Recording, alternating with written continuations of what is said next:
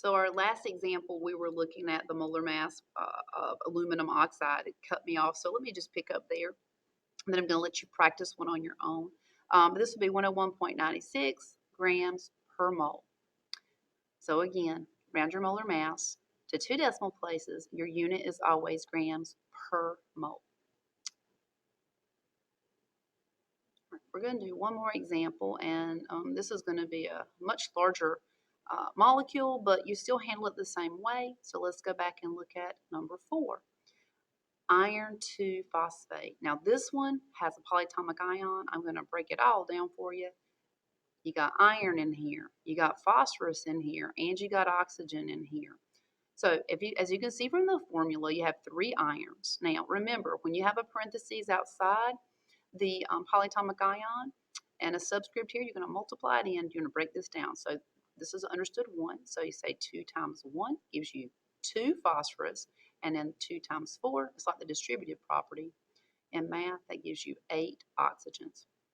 Okay, so now look to your periodic table and find each of these elements. Iron, right in the center of your periodic table, his atomic mass is 55.85. For phosphorus, he's 30.97. And then for oxygen, 16.00. Again, I want to reemphasize the fact that we are rounding these. When we pull the number off the periodic table, we're rounding it to 2 decimal places or the hundredths place. So let's add this together. We have 3 times 55.85. And that's going to give you, for this part, 167.55. That's for all of the irons in the molecule. Now you have 2 phosphorus times 30.97. And when you multiply that out, that's going to give you 61.94. Finally, we have 8 oxygens times 16.00.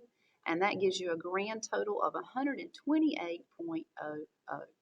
Now it's time to add these 3 together. So 128.00 plus 61.94 plus 167.55.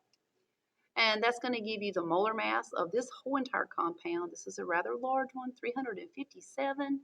Remember, round to 2 decimal places because you go least decimal places when you add and subtract, so 0.49. And your unit, again, is grams per mole. What this means is there are 357.49 grams of iron 2 phosphate if you were to have 1 mole of iron 2 phosphate. Okay. The next thing and the final thing for our lesson today that I want us to look at is percent composition. So this is basically going to express the percent by mass of each element in the compound. The percent by mass of each element in the compound. So you're going to find the percent of each element as you break the compound down by taking the mass of the element in the compound, and then you divide it by the molar mass, which is what we just learned how to calculate. So you take the part, divide by the total, and multiply by 100. It's just like any other percentage. So the first thing you would have to do is calculate your molar mass. So everybody take a second, pause the video, and then once you calculate the molar mass, we're going to do this for water, then restart the video and then pick up from there. Please pause the video now and work this one out, and then once you finish, restart it. I'm going to continue though. All right, so water. We're going to break this down. There's 2 hydrogens times 1.01. There's 1 oxygen times 16.00. So that's going to give you 2.02 plus 16.00, which gives you 18.02 grams per mole. This is your molar mass. This is the first step in finding percent composition. You got to calculate the molar mass. Now, we're going to find percent of each element in the compound. There's 2 elements, so we're going to be finding the percent hydrogen, and we're going to be finding the percent oxygen. Okay? If there were 3 elements, you'd have 3 percentages. So looking up here at what I have in the blue, take the mass of the element in the compound. So come back to your molar mass. We're going to do hydrogen first. The total mass of hydrogen is 2.02. So you're going to say 2.02. Now divide by the total molar mass of the whole compound, which is 18.02. And then you're going to multiply that by 100. So 2.02 times 18.02, and then multiply by 100 because it is a percent.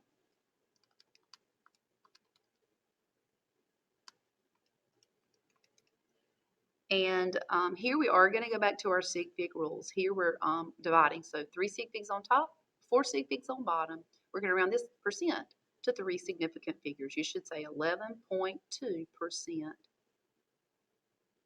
for your percent hydrogen. For oxygen, 16.00. Divide by the total, 18.02, and multiply by 100. Again, you're going to round to proper sig figs. So if you look in your numerator, you have 4 sig figs. You look in your denominator, you have 4 sig figs. Since there's a tie, you're going to round this one to 4 sig figs. So we get 88.79, and that's a percent. Now, one thing you can always do to check, these two should add up to 100%. Now, since we rounded to sig figs, sometimes it's 99.99, sometimes it is 100.01, sometimes it's exactly 100. Now, in this case, it's 99.99, so that's a way to check it. If it's 99.99 to 100.01, you've done it correctly. Okay, here's that worked out. One final example, I'm going to let you do this one on your own. Please go ahead and calculate your molar mass, and then break it down and get your percent composition. Pause the video and then restart the video. Here's everything worked out to the proper sig figs. This is our lesson on percent composition. Your homework tonight is going to have you doing both molar mass and percent composition.